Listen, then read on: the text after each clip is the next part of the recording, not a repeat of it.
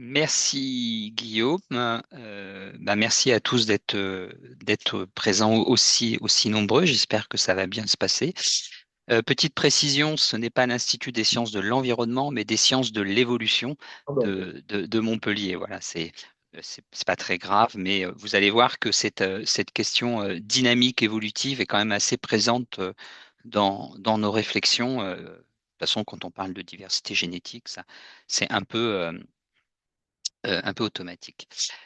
Donc effectivement, je suis assez honoré d'avoir à faire cette présentation qui est aussi la conséquence donc du prix que nous avons reçu sur un article publié dans Botany Editors.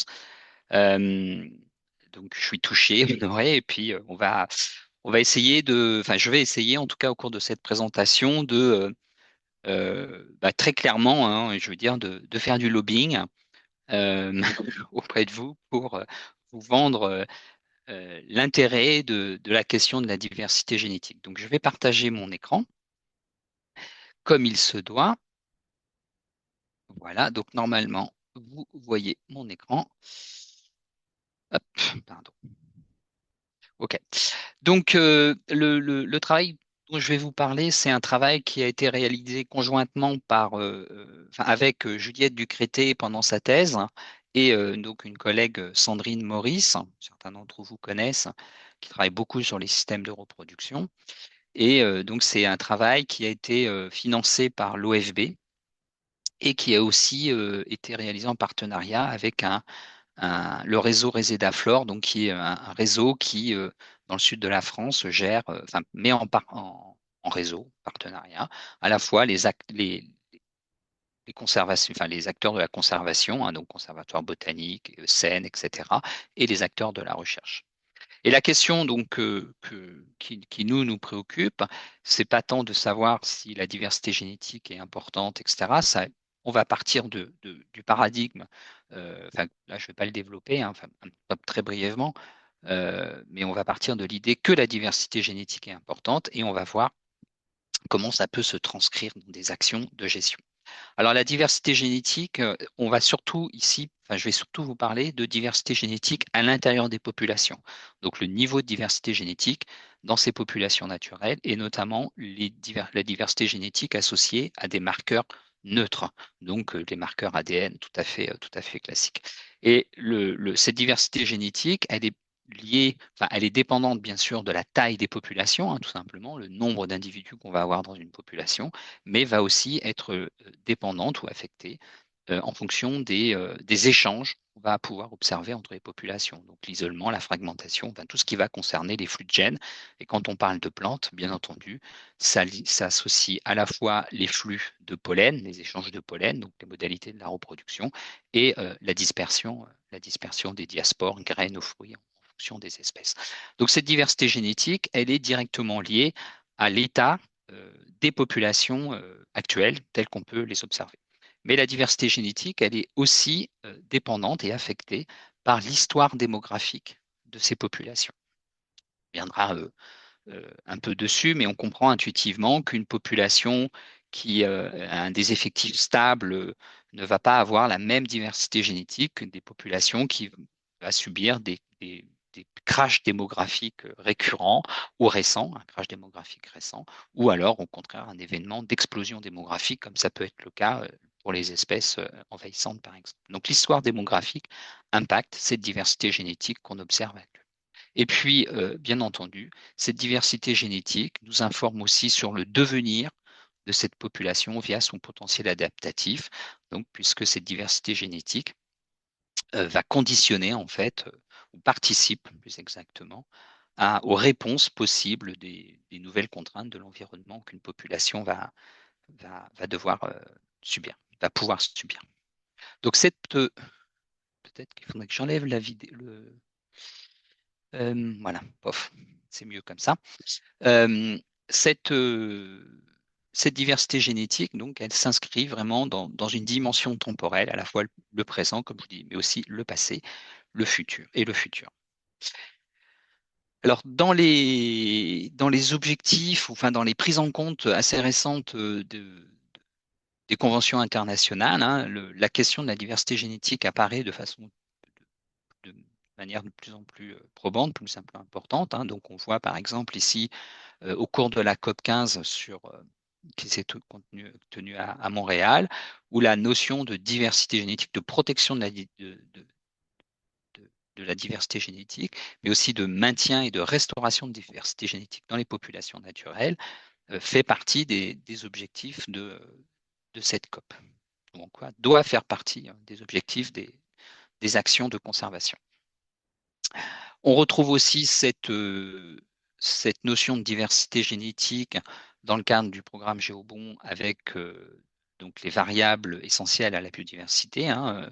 Donc là aussi, dans ce programme, la diversité génétique apparaît aussi comme une variable ou un élément de réflexion. Et ça, certains États vont même un peu plus loin. Donc ça, c'est l'État de Victoria en Australie, où la diversité génétique est intégrée dans un indice de risque, comme il y a les autres indices classiques pour la gestion de ces espèces.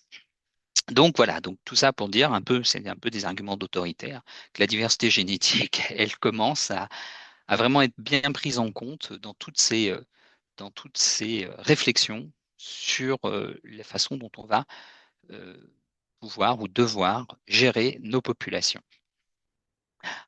Donc la question qu'on s'est posée, on a été un peu moins ambitieux que de ça. On s'est posé un peu une question beaucoup plus pratique sur la flore de France et donc la flore, notamment la flore menacée au sens large. Donc quand on a pris la flore menacée ici, on a pris la liste des espèces protégées de la flore de France, protégées nationalement et protégées aussi à des échelons régionaux, parce qu'il y a des listes régionales. Et donc c'est le travail qui a été fait en particulier donc, par Juliette Ducrété. Et on a regardé donc à partir de cette liste d'espèces quel était notre niveau de connaissance, pour l'instant, juste de connaissance sur la diversité génétique de ces espèces. Donc, on est arrivé à une liste de 387 espèces, combinant les différentes listes. Alors, ouais, là, j'ai mis national, mais en fait, c'est pas tout à fait vrai. C'est en combinant les différentes listes des espèces qui ont un statut de protection différent, enfin, un statut de protection en France. Et à partir de ces travail de recherche bibliographique, on a pu retracer que 25 études euh, qui concernaient la diversité génétique neutre pour ces espèces. Donc ça, c'est un travail qui a été réalisé en 2022-2023. Si on devait le refaire maintenant, donc quelques années plus tard, il n'y aurait que 2 espèces rajoutées. Il y a 2 publications qui ont été récemment produites sur ce sujet. Il faudrait que je mette ça à jour d'ailleurs. Et une des choses, donc déjà le premier résultat, c'est qu'on voit qu'il y a un niveau de connaissance ou un niveau d'étude en fait qui est relativement faible, hein. Si on devait faire la même chose pour des espèces animales, on pensait aux oiseaux, hein, on aurait des ratios beaucoup plus élevés, hein. Quasiment toutes les espèces d'oiseaux sont protégées, quasiment. Euh, mais le niveau de connaissance sur les espèces, enfin, sur la vie faune, sur la diversité génétique de la vie faune est beaucoup plus important. Et si on parle de mammifères, là, c'est encore plus important. Alors, le point suivant, la question suivante qu'on s'est posée, c'est quel était le niveau de diversité génétique? Est-ce que ce niveau de diversité génétique chez ces espèces, donc ces 25 espèces qui ont été étudiées, peut être qualifié d'important ou de faible? Alors, l'attendu, bien sûr, c'est que la diversité génétique chez les espèces menacées est plus faible, puisqu'on a des populations qui sont en faible effectif, normalement, puisqu'on a des populations qui sont souvent isolées, et on peut aussi avoir donc des populations qui ont subi des crashs démographiques, des perturbations démographiques importantes. Donc on s'attend à ce que la diversité génétique chez ces espèces soit plus faible, ce qui affecte bien sûr la question du potentiel adaptatif, donc le devenir sur le long terme de ces populations. Alors pour faire ça, pour comparer le niveau de diversité, enfin pour avoir une idée du niveau de diversité génétique chez ces espèces menacées, on a pris un paramètre qui illustre cette diversité génétique qu'on appelle l'hétérozygotie. Donc en gros, la quantité d'hétérozygotes qu'on peut attendre en moyenne dans nos populations. Et pour le comparer, on a été chercher des espèces les plus proches phylogénétiquement, donc des espèces du même genre, non menacées. Euh, et ensuite, la deuxième étape a été de trouver des marqueurs génétiques identiques. Donc on compare non seulement des paires d'espèces menacées, non menacées, mais on les compare aussi pour des marqueurs génétiques identiques. Donc c'est ce que vous avez sur ce graphique. En abscisse, donc vous avez l'hétérozygosie, donc le niveau de diversité génétique pour les espèces menacées. Donc l'hétérozygosie, c'est un paramètre qui varie entre 0 et 1. Et en ordonnée, le même paramètre pour une espèce non menacée. Et chaque point représente un couple, une paire d'espèces, etc. Et la courbe, le trait noir représente la courbe x égale y, donc les valeurs équivalentes. Donc les points qui sont au-dessus de cette courbe suggèrent que l'hétérozygosie pour les espèces, la diversité génétique pour les espèces non menacées est plus importante que pour les espèces menacées. Et globalement, c'est effectivement ce qu'on observe. Globalement, cette diversité génétique des espèces non menacées est plus importante que l'espèce appariée menacée. Alors bien sûr, il y a des exceptions. Trois exceptions où les niveaux de diversité génétique sont beaucoup plus faibles chez les espèces non menacées, donc plus fortes chez les espèces menacées. Donc le premier couple, là, le premier point qui est tout en bas, c'est notre sabot de Vénus qui a une diversité génétique faible, mais quand même plus forte que l'espèce qu'on a utilisée pour comme témoin en fait, hein. Donc voilà, avec qui il y a cette espèce présente en Amérique du Nord. Donc ce qui pose quand même un certain nombre de questions en fait sur l'évaluation correcte du statut de cette espèce. Et puis les deux autres points, pardon, les deux autres points, donc deux espèces que vous connaissez probablement, donc les populations corses d'Anchusa crispa et puis les populations françaises de Convolvulus, enfin du liseron laineux, pardon, Convolvulus lanuginosus.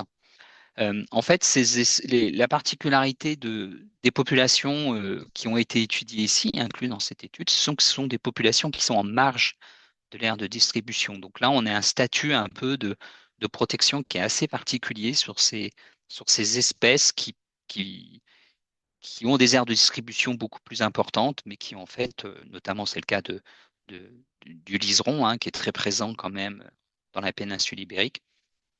Alors en Chusa crispa, c'est une autre situation avec un phénomène d'insularité.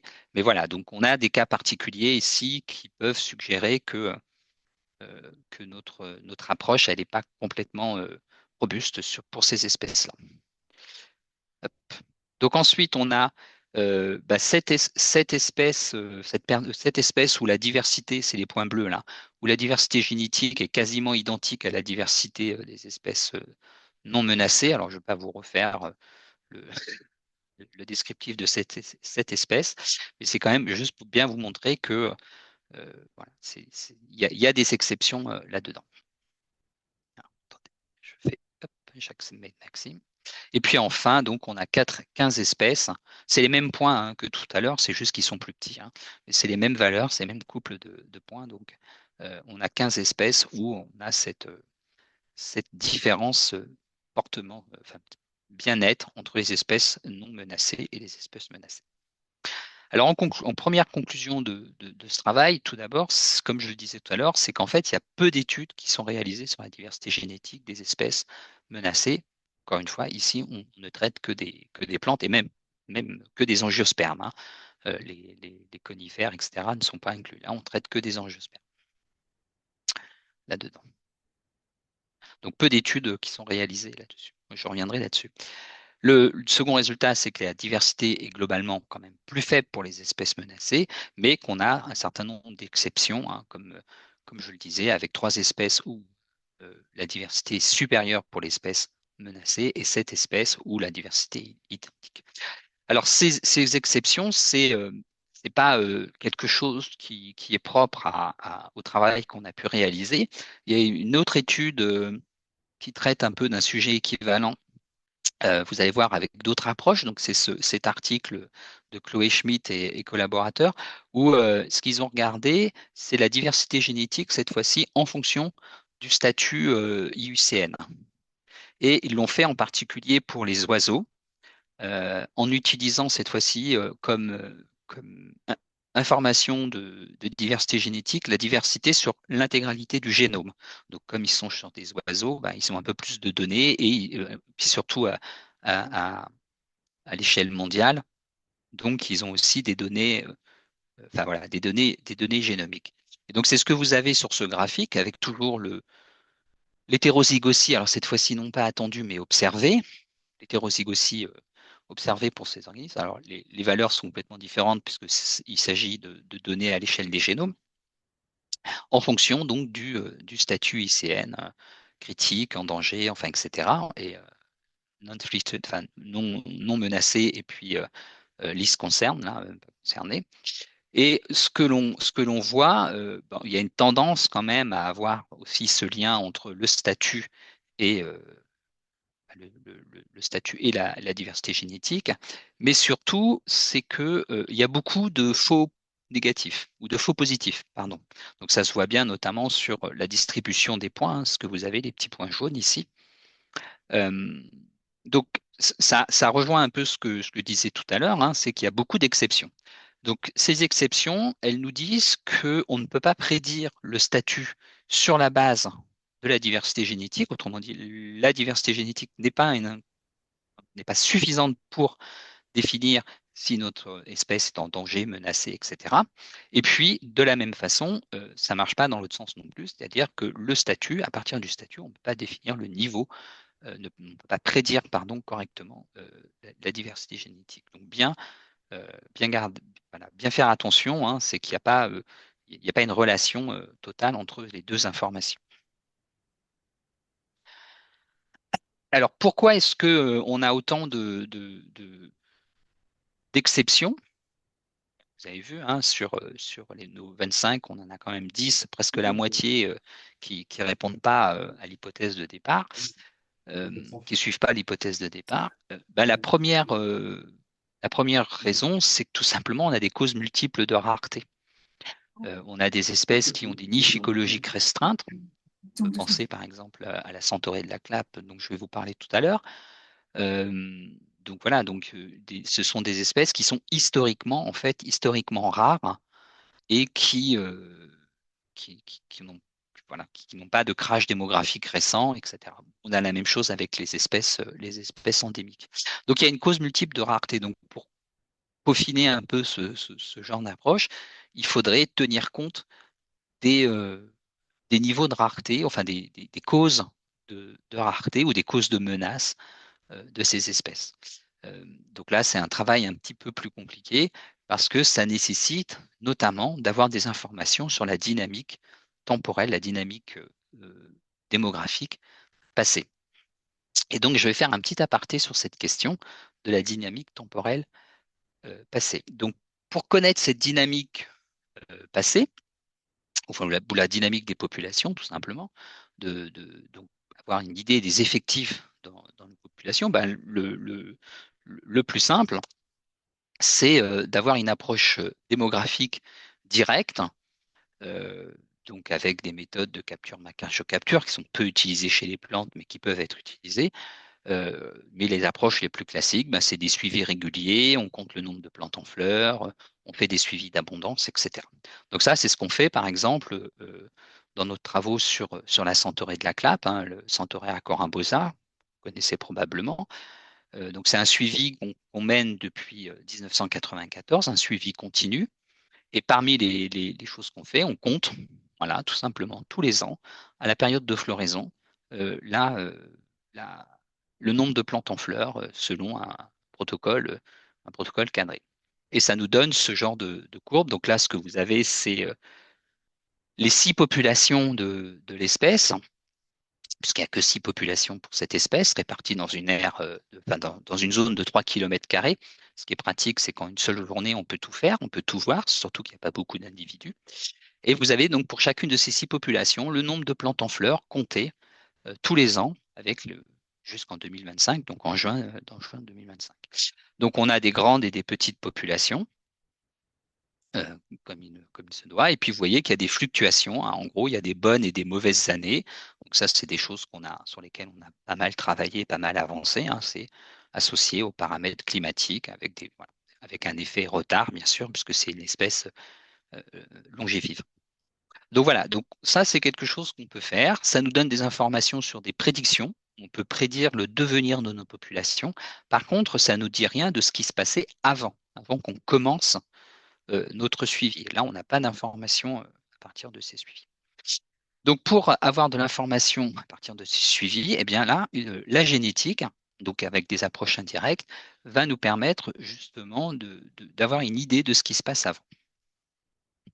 avant qu'on commence le suivi. Alors, donc ça rejoint un peu ce que je vous disais en introduction, hein. Euh, la diversité génétique intrapopulation, elle est dépendante de l'histoire démographique, donc de ce qui s'est passé dans le passé. Alors, une autre représentation graphique de nos tailles de population, je vais essayer d'expliciter ça. Donc ici, vous avez le temps, qui est maintenant passé en ordonnée. Et on imagine une grande population. Là, la population est grande parce que la barre bleue, elle est très, très, très large. Et puis, ça évolue dans le temps. Alors, à un moment donné, on a une population qui s'isole. Ici, c'est mon petit trait bleu et qui se maintient dans l'actuel. Nous, l'actuel, on est là, hein. On est ici. L'observateur, il regarde à partir d'ici. Donc là, on a une petite population isolée qui est restée de petite taille, stable, à qui il n'est pas arrivé grand-chose. Et puis, plus tard dans le temps, ici, donc on avance sur ma grosse population, eh bien, on a une séparation de cette grosse population en deux populations. On a une population qui va rester de grande taille, une population stable, de grande taille, et puis de l'autre côté, une population qui au départ va être à peu près de taille identique, hein, la moitié de la population générale, mais qui va subir donc une réduction de ses effectifs, un bottleneck. Voilà. Donc on comprend intuitivement que ces trois populations, celle qui a eu une réduction d'effectifs, celle qui est restée stable et celle qui s'est isolée depuis longtemps et surtout qui est restée de petite taille, eh bien, elles ne vont pas avoir les mêmes niveaux de diversité génétique dans ces populations. Et on va compliquer les choses parce qu'en plus, quand on a des systèmes à plusieurs populations, bah, ces populations, elles échangent des individus, des gènes, en plus ou moins grande quantité. Donc ça aussi, ça va impacter la diversité génétique qu'on va pouvoir observer dans nos populations.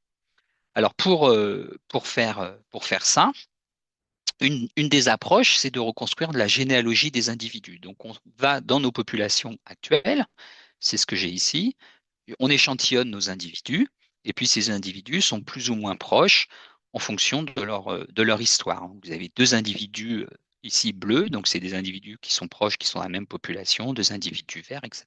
Donc la diversité actuelle et les relations de généalogie entre nos individus vont nous permettre de nous renseigner justement sur ce qui s'est passé dans le temps. Donc on va pouvoir, à partir de ces reconstructions de généalogie, avoir une idée de l'histoire démographique justement de toutes ces populations. Donc notre population bleue ici qui s'est séparée depuis longtemps de la population rouge, etc., etc. Alors on peut aussi utiliser la longueur de ces branches là quand on reconstruit ces généalogies entre individus, puisque les longueurs de branches donnent des idées sur la quantité de divergence qu'on va avoir entre deux individus, puis ensuite entre les populations, etc., etc. Donc voilà, donc en résumé, à partir de cette généalogie des individus, on va pouvoir, à travers un certain nombre de modèles et d'approches statistiques, donc qui reprennent la diversité actuelle, qui permettent de reconstruire les ancêtres communs, la longueur des branches, donc la distance qu'il va y avoir entre les individus et les ancêtres communs, permettent d'avoir une idée de l'histoire démographique des populations. Donc les modèles actuels qui sont très développé et je ne peux pas vous en parler parce que j'avoue que je ne suis pas très compétent, mais en gros, le modèle actuel, c'est le gros modèle, l'une des grosses approches actuelles utilisées, c'est la reconstruction des graphes, des graphes de recombinaison ancestraux, hein, comme ça, où on reconstruit un peu la généalogie entre nos individus. Alors, le problème qu'on a avec ces approches, c'est que bah, les branches qu'on a ici, ok, les divergences qu'on a ici, bah, elles dépendent en fait des mutations qu'on va avoir sur nos molécules d'ADN. Et les mutations, ça s'inscrit sur le temps long. Donc là, les informations qu'on va pouvoir reconstruire, et notamment les événements démographiques qu'on va pouvoir détecter, s'inscrivent sur des temps longs, donc de centaines de générations, voire des milliers de générations. Donc ça, c'est informatif, notamment quand on veut reconstruire de la phylogéographie. C'est ce qu'on fait, par exemple les processus associés euh, aux recolonisations post-glaciaires. Par contre, pour nos actions de gestion, nos conservations, c'est un petit peu limitant puisqu'on est dans des temps qui sont trop longs. Alors, une approche nouvelle qui est en train de se développer, donc dans le cadre d'un programme qui a été conduit, enfin qui a été mené par Simon Boitard et Raphaël Lebois à Montpellier, donc un programme qui a été financé par la région Occitanie, ça a été justement d'essayer de trouver des approches qui s'intéressent, qui développent, enfin, pardon, qui permettent d'avoir des informations sur des temps courts. Et pour faire ça, l'idée, c'est d'utiliser des segments identiques par descendance afin d'exploiter donc justement de façon beaucoup plus efficacement cette information, l'information génomique disponible. Alors, j'ai essayé d'illustrer, donc ça c'est le travail qui a été produit par Océane Echen au cours de son master. Donc l'idée des segments identiques par descendance, c'est quand on prend deux individus, ici, on va pouvoir retrouver dans dans leur ADN nucléaire, information génétique, des segments qui ont été hérités directement d'un ancêtre commun. Donc ici, l'ancêtre commun bleu. Donc c'est ce même bout d'ADN ici qui vient vraiment d'un ancêtre commun. Donc on n'est plus dépendant des taux de mutation cette fois-ci, mais des taux de recombinaison et bien sûr des événements de reproduction, hein, des événements de recombinaison qu'il va y avoir avec l'ancêtre commun. Donc là, ça dépend cette fois-ci de l'horloge de recombinaison plutôt que de l'horloge mutationnelle.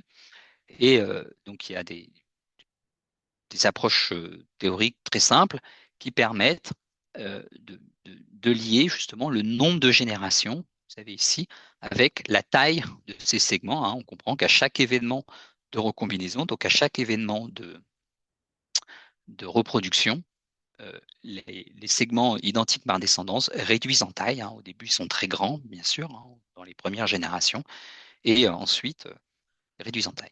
Donc, si on est capable de reconstruire euh, ces segments identiques par descendance et de mesurer leur taille, eh bien, on peut remonter dans le temps et voir combien de générations séparent nos deux individus.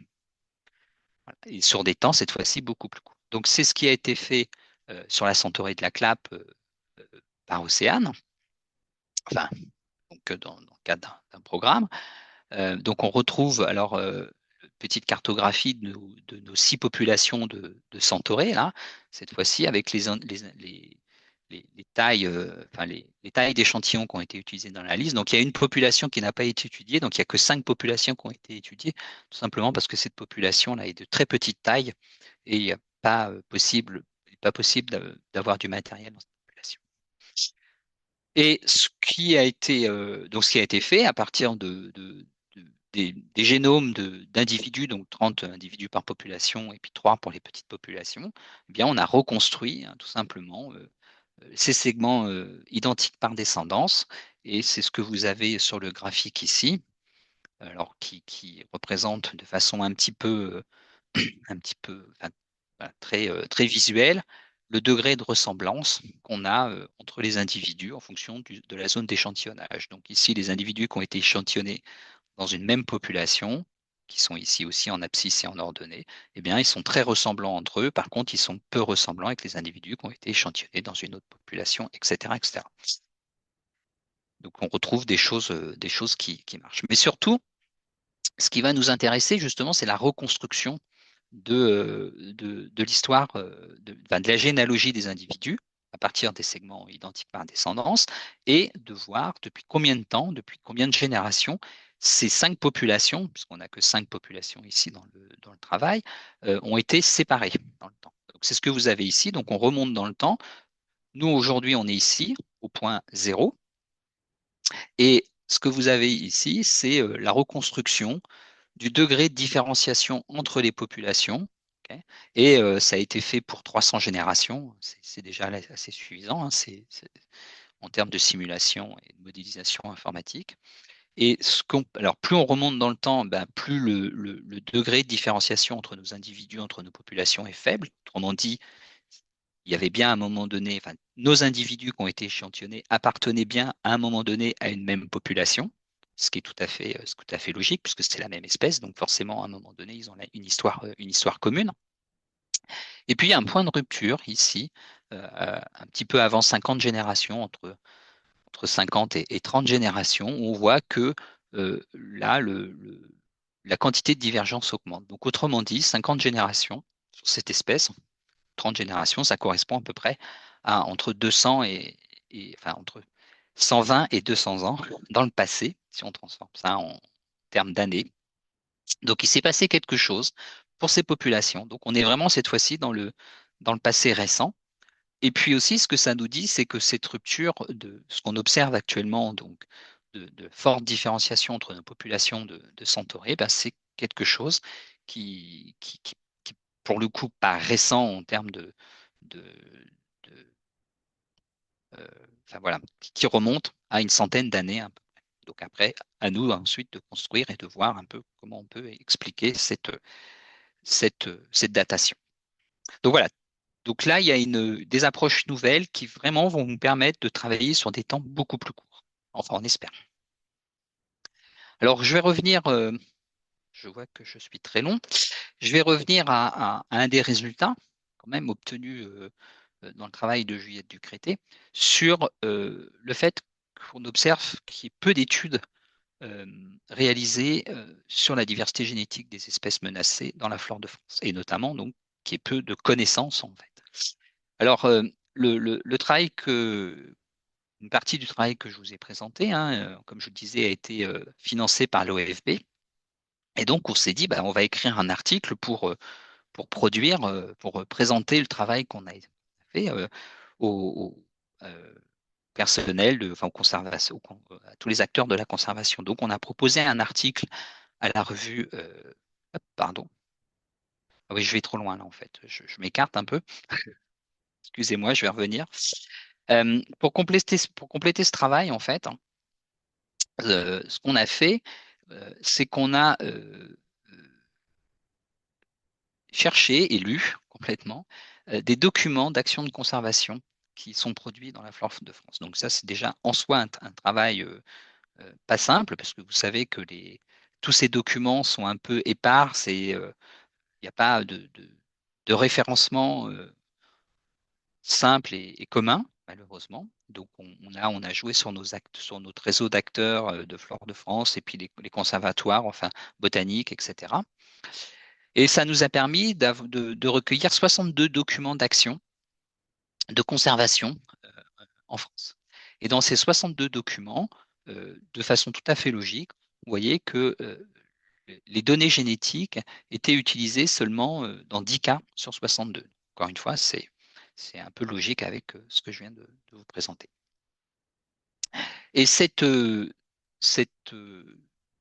faible utilisation des données génétiques dans la flore de France, bah, ce n'est pas quelque chose qui est propre à la France, hein. Il y a des études tout à fait similaires à ce qu'on a fait, qui ont été produites en Nouvelle-Zélande et en Australie, et qui mènent même conclusion, hein. Donc, il y a quand même une reconnaissance globale que ces données génétiques sont intéressantes et importantes. Par contre, dans la pratique, il n'y a pas d'utilisation ou pas de connaissance de ces données génétiques.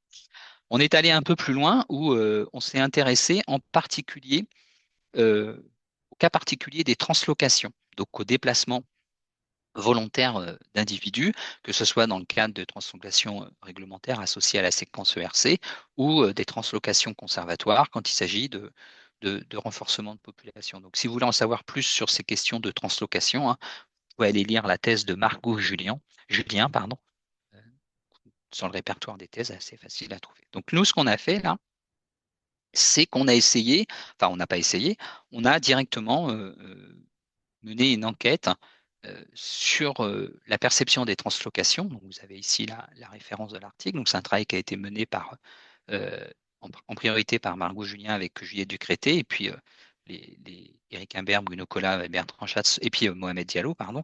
Et puis ensuite, vous avez les directeurs de thèse qui ont participé un peu de loin à ce travail, mais qui ont participé quand même. Euh, donc la question était à partir d'une enquête, pardon, de voir comment étaient perçues ces translocations. Peut-être que certains d'entre vous d'ailleurs ont participé à cette enquête, ont répondu à cette enquête. Donc il y a eu diffusion d'un questionnaire diffusé aux acteurs de la conservation au sens large, très large. Donc on a eu 386 répondants là-dessus. Et puis, chose déjà assez remarquable, c'est que à la question êtes-vous favorable ou défavorable aux translocations, que ce soit réglementaire ou conservatoire, bien on était à 50-50, hein, 187 favorables, 182 défavorables. Donc ça, c'était assez rigolo déjà qu'on tombe sur quelque chose d'assez en fait, voilà, il y a pas dans la communauté des acteurs de la conservation, tout le monde n'est pas, il n'y a pas une communauté qui a un avis très tranché sur la question. C'est quand même très partagé. Et puis, pour les répondants qui ont vraiment participé à des projets de translocation, enfin qui ont été impliqués dans les projets à différents titres dans les translocations, donc 210 personnes sur les 386, on leur a posé la question de savoir s'il y avait eu des analyses génétiques qui ont été utilisées dans ce projet de translocation. Et on voit que dans la très grande majorité des cas, hein, 161 euh, actions, il n'y a pas eu d'analyse génétique utilisée. Et les analyses génétiques ont été utilisées seulement dans 32 cas sur les 217. Alors en fait, ce n'est pas 32 cas sur 217, puisqu'il y a des personnes qui ont pu être impliquées euh, plusieurs personnes impliquées dans les mêmes projets. Ce qui nous intéressait surtout, c'était l'élément suivant, savoir si la perception justement des, euh, des des translocations était différente dans les situations où il n'y avait pas d'analyse génétique et des situations où il y avait de l'analyse génétique. Et c'est ce que vous avez sur les petits diagrammes en dessous, là, les camemberts, hein, où on voit que cette fois-ci, c'est commence à être un peu plus tranché, c'est-à-dire que le fait d'être favorable aux translocations renforce quand même l'utilisation d'analyses génétiques. À l'inverse, le fait d'être défavorable aux translocations, donc la couleur orange, renforce le fait de ne pas faire d'analyse génétique avant ces projets de translocation. Donc, comme je vous le disais, comme ce programme a été financé par l'OFB, ben, on a produit un article de synthèse, de conclusion de ce travail pour la revue de l'OFB, donc Biodiversité des clés pour agir. Et donc, nous, on a produit l'article et à un moment donné, les éditeurs de la revue nous ont proposé, un peu tardivement, une illustration pour illustrer notre article. Et ils nous ont proposé ce graphique que vous avez ici, donc qui représente grosso modo une molécule d'ADN, hein, donc c'est des images libres, donc ils sont piochés dans leur stock, et ils ont proposé cette image. Alors, nous, ça nous a posé un petit peu tout de suite problème parce qu'en fait, l'une des choses qu'on défendait et que je vais défendre maintenant, c'est que justement, on va essayer de sortir de cette idée que la diversité génétique s'est associée à de l'ADN, etc., etc. En fait, quand on questionne un peu plus profondément pourquoi cette diversité génétique est peu utilisée, ben, bien sûr, on a la réponse immédiate qui est que la génétique, c'est de la biologie moléculaire, que ça nécessite des techniques lourdes et coûteuses et des outils statistiques complexes. Ce qui est vrai, mais pas que. Donc forcément, à partir de ça, on a un frein assez important. Donc la proposition qu'on construit dans l'équipe, c'est celle qui est basée un peu sur le travail d'Emmanuel Gosselin et collaborateurs ici, sur le fait que on a donc ces deux sphères, la sphère d'action et la sphère de connaissance, qui sont pas enfin, qui sont des sphères qui interagissent. Il y a des personnes qui sont dans les deux sphères. sur l'intersection de ces sphères, mais qu'il faut amplifier encore et encore les interactions entre les chercheurs et les acteurs de la gestion. Donc maintenant, on est sur une proposition d'un pipeline, pour utiliser des termes justement très à la mode en biologie moléculaire, où on incite les acteurs de la conservation à nous contacter en amont de leur projet pour voir avec eux s'il y a besoin de faire de la génétique ou pas. Donc on peut aussi être dans une situation, je reviendrai tout à l'heure là-dessus, où il n'y a pas besoin de passer par de la génétique moléculaire classique en fonction des questions qui se posent. Par contre, quand il y a besoin, bien, nous, l'aide qu'on va apporter, c'est de les mettre en contact avec des plateformes pour la partie génétique. Donc voilà, il y a plusieurs plateformes. Vous connaissez notamment ceux qui travaillent à l'INRAE, les plateformes Gentian, enfin, etc., qu'on utilise. Euh, donc, autrement dit, on externalise intégralement le travail associé à la partie moléculaire et bioinformatique. Et nous, ce qu'on propose au sein de l'équipe, ce qui peut être repris par d'autres, hein, par d'autres chercheurs, bien sûr, c'est des aides pour une aide, pardon, pour l'analyse des données, puisque ça, je comprends que ça peut être des fois un petit peu ardu. Donc, c'est ce qu'on a traduit dans un certain nombre de documents qui sont disponibles à la fois sur les archives ouvertes, mais aussi sur les documents du réseau Resedaflor, hein, puisque une grande partie du travail a été fait en interaction, en collaboration avec des acteurs enfin, des membres du réseau. Mais surtout, une des conclusions aussi, c'est qu'on peut aussi faire de la génétique sans biologie moléculaire.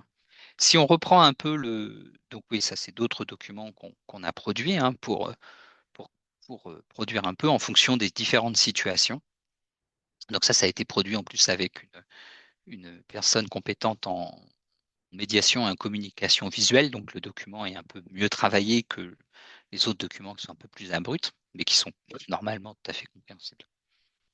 Et on a aussi, je continue un peu dans la publicité, hein, on a aussi produit une vidéo, enfin, Laurence Meslin a produit une vidéo plus exactement, que vous pouvez trouver sur YouTube en tout simplement en regardant les vidéos euh, de l'ISEM, hein, du labo, donc pour valoriser un peu ces aspects et ces questions. Donc pour revenir à nos plantes rares et à nos documents, et ce sera ma conclusion, euh, donc nos documents de gestion, ce qu'on a regardé dans nos 62 documents de gestion, quel était le niveau de connaissance d'un certain nombre sur nos espèces pour un certain nombre de- de points associés à ces espèces. Alors la bonne nouvelle, c'est que sur les 62 espèces étudiées, ben, on connaissait bien l'habitat dans 100% des cas. C'est aussi le cas lorsqu'il y a des manipulations de taille de population, donc les translocations. Par contre, vous voyez que quand on s'intéresse à d'autres traits, déjà ne serait-ce que la longévité de nos organismes, enfin des individus, ben déjà on n'est plus à 100%. Quand on s'intéresse à des questions de dispersion, de pollinisation, eh bien, vous voyez que l'information aussi, elle est manquante, à part la pollinisation se fait par les insectes, ce qui est assez fréquent, mais on manque d'informations sur quels insectes, est-ce que c'est généraliste, est-ce que c'est spécialiste, etc. Et quand on s'intéresse au système de reproduction, et notamment à l'auto-incompatibilité, donc à avoir des mécanismes d'auto-incompatibilité, qui sont deux éléments extrêmement importants à la fois pour la diversité génétique, mais aussi et surtout pour gérer correctement nos populations, pour gérer les manipulations de taille des populations, et bien là, on manque complètement d'informations. Donc en fait, le message le plus simple, c'est que d'accord, il faut s'intéresser à la diversité génétique des populations, comme je vous l'ai dit, mais il faut aussi s'intéresser avant tout aux traits qui affectent cette diversité génétique, aux traits biologiques. Et ça, c'est des choses que tous les gestionnaires peuvent faire de façon assez simple, s'intéresser au système de reproduction ou à l'existence d'un système d'auto-incompatibilité. Voilà, donc je conclurai par ça. Vous avez ici les liens des différentes publications qui ont été produits associés à ce travail. Donc, il n'y a pas encore le travail d'Océane et Chêne hein, qui est en cours de finalisation, mais vous avez ici tous les travaux quasiment de Juliette. Je vous remercie de votre attention. Bien, merci beaucoup, Eric, pour cette illustration très parlante de l'importance de la diversité génétique. Donc, il y a quelques questions. Alors, je vais essayer de les reprendre dans l'ordre. Il y a quelques questions qui ont été posées dans le chat. La première, comment peut-on documenter l'histoire démographique des populations? Combien d'études spécifiques sur ce sujet? Alors, bah, je pense avoir en partie répondu en fait hein, dans cette question. Donc, en reconstruction, les modèles actuels, alors il y a des modèles plus classiques qui associent diversité génétique, donc ce qu'on observe vraiment dans les populations, avec un paramètre important des populations qu'on appelle la taille efficace des populations. Donc, le concept de taille efficace est un concept important. Il faut juste se dire que dans une population de plantes ou de n'importe quel organisme, tous les individus ne contribuent pas de la même façon à la reproduction, donc à la génération suivante. Donc, vous pensez aux individus qui échouent dans leur reproduction, tout simplement. Pensez aux espèces à harem, ou bah, chez les plantes, bah, il y a des plantes qui vont être très attractives, qui vont attirer plein de pollinisateurs, et puis il y a les plantes toutes chétives à côté qui vont attirer moins de pollinisateurs ou qui vont donner des graines, etc. Donc en fait, la taille d'une population, donc le nombre de plantes en fleurs, c'est pas un paramètre qui est suffisant, c'est un paramètre qui est informatif, mais qui n'est pas suffisant. Le paramètre qui est le plus intéressant, le plus important, c'est ce paramètre de taille efficace qui va nous dire combien effectivement d'individus vont réellement contribuer à la génération précédente. Et ce paramètre, il est assez compliqué à évaluer, à estimer. Alors, il y a des approches possibles, à la fois des approches en tenant compte de la démographie, donc sans génétique, qui permettent de faire ça, en mesurant la variance de reproduction entre individus, par exemple. Et puis, il y a des approches qui utilisent l'information génétique. Donc ça, c'est quelque chose qui est possible, qu'on sait faire, qui est assez contraignant, mais qui est qui est accessible assez facilement. Maintenant, voilà, les propositions qui sont faites, les travaux qui sont produits, c'est plus que des propositions. Il y a quand même beaucoup de travaux qui sont produits sur ces questions, d'utiliser donc les généalogies d'individus pour reconstruire les événements démographiques passés. Euh, et donc voilà, donc, mais comme je disais, pour l'instant, les généalogies d'individus se font sur des temps longs. Et là, les approches récentes, et c'est vraiment du développement, hein, donc ce dont je vous ai parlé sur les méthodes qui utilisent les segments identiques par descendance, là, on essaye maintenant de travailler sur des temps courts de quelques générations. Donc, mais l'idée de base, c'est ça, c'est vraiment de se dire, on reconstruit les généalogies entre individus. C'est la première étape.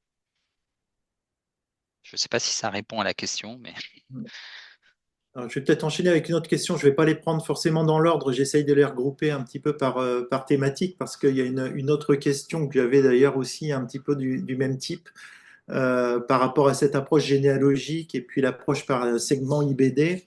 Quelle peut être l'influence ou si elle peut être biaisée par le ratio finalement entre la reproduction sexuée et la multiplication végétative, voire des modes de reproduction par apomixie.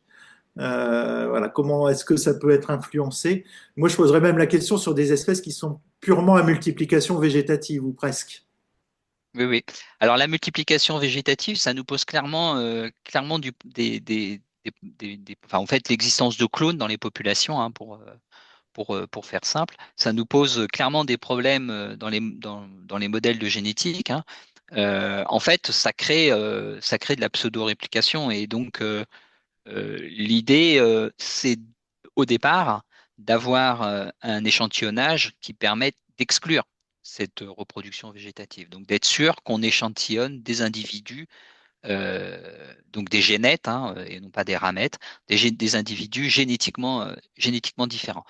Euh, Ensuite, si on n'y arrive pas, si on échantillonne uniquement des individus identiques, etc., bah en fait, la, la, la- la- dans la reconstruction d'une généalogie d'individus, bah, ces individus vont être très proches parce qu'ils vont juste dépendre, enfin, des individus qui sont, on va définir comme étant des individus différents, mais qui sont en fait issus de multiplication végétative d'un même individu, ils vont uniquement dépendre des mutations somatiques donc non plus de recombinaison, mais juste de mutations somatiques.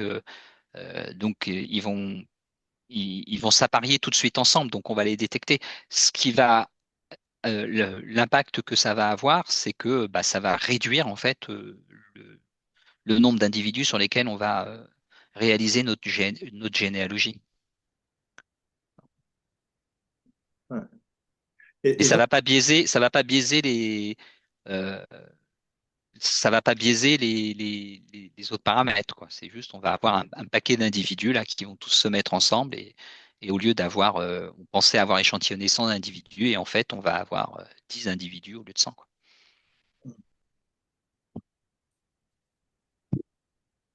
et justement, par rapport au schéma qui a été présenté avec les trois branches bleu clair, bottleneck, et puis la petite branche qui était à côté sur une population isolée, parce que la petite branche sur le côté, population isolée, gardait la même largeur sur toute la longueur, est-ce que ces mutations somatiques peuvent sur le long terme, sur le très long terme, induire une diversification aussi à l'échelle de la population.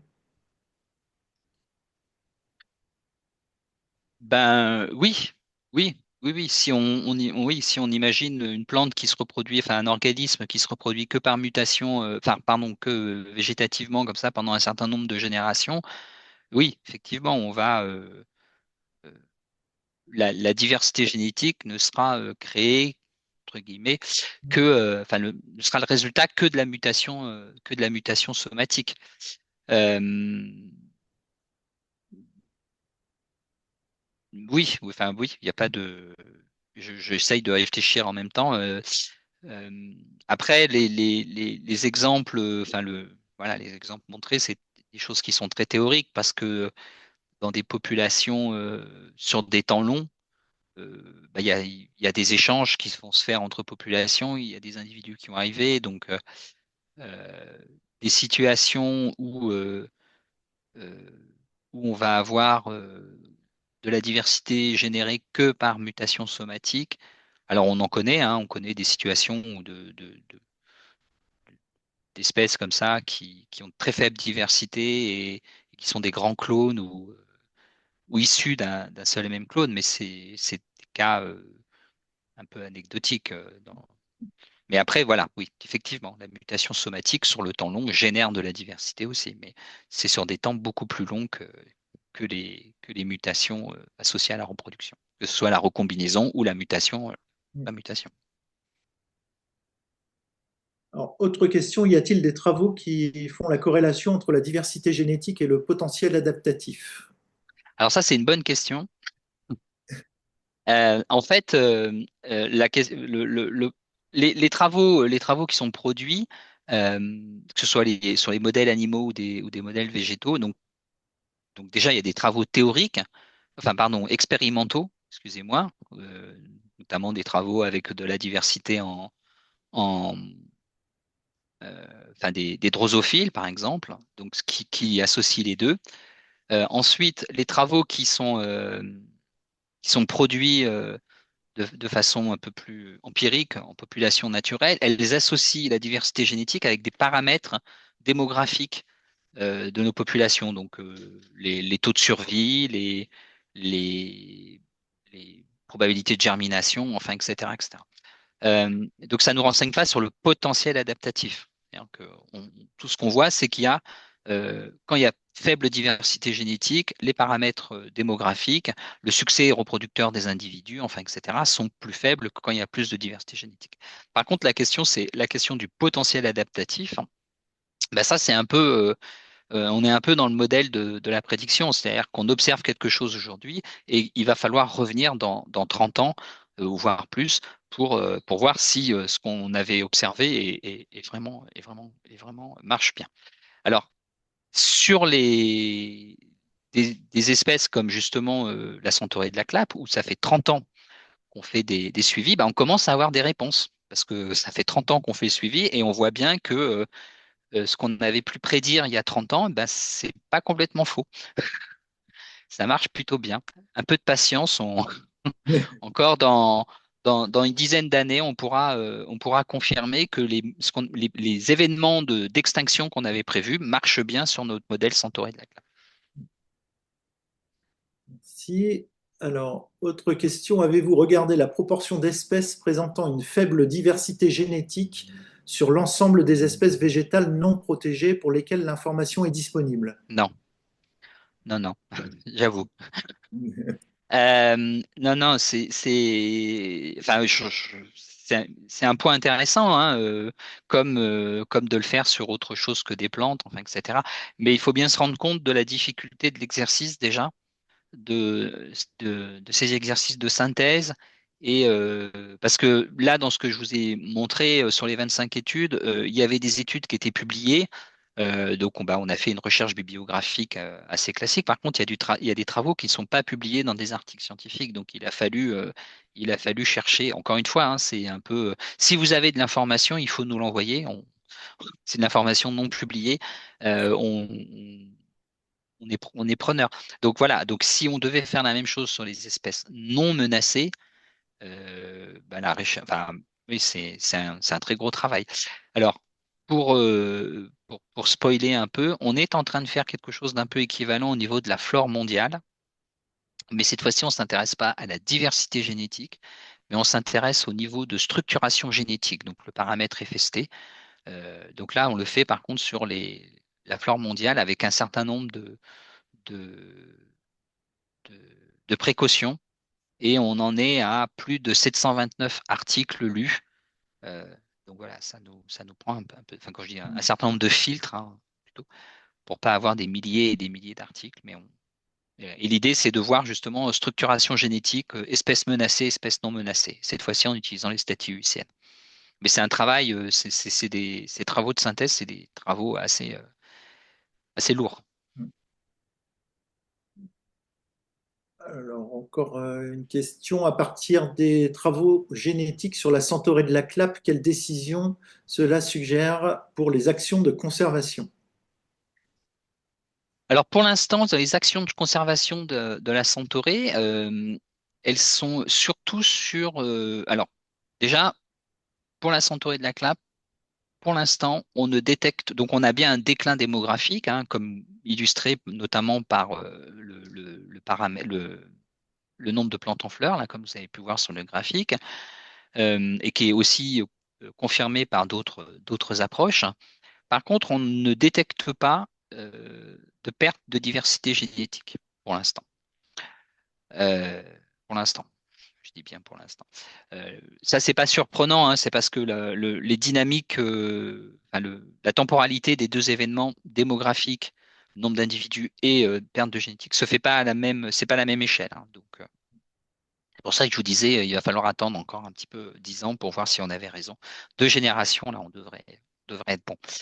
Euh, donc pour les actions qu'on mène actuellement, qui sont des actions de renforcement de population, donc euh, c'est de la translocation à l'échelle d'une espèce endémique, hein, on échange des individus entre populations pour augmenter à la fois la taille démographique, le nombre d'individus, et augmenter aussi la diversité génétique dans les populations. Et on a des premiers résultats qui montrent que probablement on a bien fait de faire comme ça, c'est-à-dire que les individus issus de nos translocations, donc des individus avec une plus forte diversité génétique, auraient des meilleurs succès que des individus qui sont les individus locaux de nos populations. Voilà. Donc, ça reste à analyser, à confirmer, mais pour l'instant, ça a l'air de bien marcher. Alors, une dernière question, parce que l'heure tourne. Par rapport aux approches de généalogie, donc on revient sur la méthode IBD, en combinant, si on combine donc l'approche IBD avec une approche historique, il est possible d'identifier le ou les événements responsables. Est-ce que cette démarche est intégrée dans les politiques de conservation? Par exemple, pour corriger l'événement plutôt que de le mettre sous Bah, respirateur. le problème des événements historiques, c'est qu'ils sont passés, donc on ne peut pas les corriger, enfin la plupart. Alors, donc, ce que je vous disais tout à l'heure, c'est que sur les données Centauré, ça illustre qu'il s'est passé quelque chose il y a 120, entre 150 et 200 ans. Donc, on arrive à comprendre, enfin, que Il s'est passé, il y a plein de choses, il y a entre 120 et 150 ans dans le sud de la France. Le problème de ces approches, c'est que des fois, elles sont un peu ad hoc, quoi. On a des explications un peu ad hoc parce qu'on est a posteriori, on peut pas tester, enfin, etc. Donc, il faut aussi s'en méfier. Je pense que le plus important, c'est de se dire, c'est pas, c'est de prendre l'information quantitative en fait. C'est de dire ou qualitative, c'est-à-dire que de se dire, ben, il s'est passé quelque chose récemment, dans le passé récent, et c'est pas quelque chose qui dure depuis 2000, 3000, 5000 ou plus longtemps d'années, parce qu'on peut avoir des espèces comme ça qui ont un statut de faible diversité génétique ou de forte diversité génétique et qui sont dans cet état depuis 10 000 ans en fait. Et si elles sont dans cet état depuis 10 000 ans et qu'elles perdurent, qu'elles se maintiennent, que les populations se maintiennent, peut-être qu'on n'est pas obligé euh, de, de modifier, enfin d'intervenir sur la diversité génétique. D'accord? Par contre, si c'est quelque chose de récent, là, il faut s'y intéresser et modifier. Par contre, modifier l'état des populations, c'est un peu, enfin, modifier les événements qui ont eu dans le passé, c'est un peu plus, un peu plus compliqué, quoi.